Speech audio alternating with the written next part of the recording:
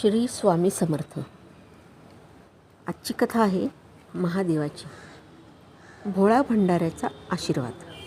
एका गावात रामू नावाचा एक गरीब पण अत्यंत भक्तिभावाने महादेवाची पूजा करणारा माणूस राहत होता. तो दररोज नदीवर स्नान करत असे आणि नंतर मंदिरात जाऊन ओम नमः शिवाय हा जप करत महादेवाची पूजा करत असे.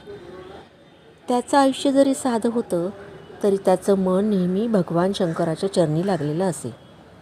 एकदा काय झालं, गावात दुष्काळ पडला. लोक पाण्यावाचून त्रस्त झाले. शेती वाळली, पशुधन मरू लागले.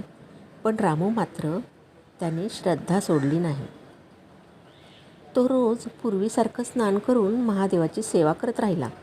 एक रात्री त्याच्या स्वप्नात महादेव आले आणि म्हणाले, रामू, तुझ्या भक्तीने मी प्रसन्न झाला आहे.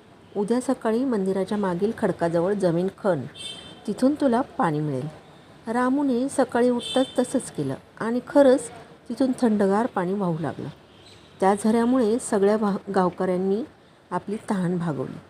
लोक रामूच्या भक्तीला आणि महादेवाच्या कृपेला नतमस्तक झाले. तात्पर्य काय, तर श्रद्धा आणि भक्ती निस्वार्थ असेल तर देव नक्कीच मदतीला येतो.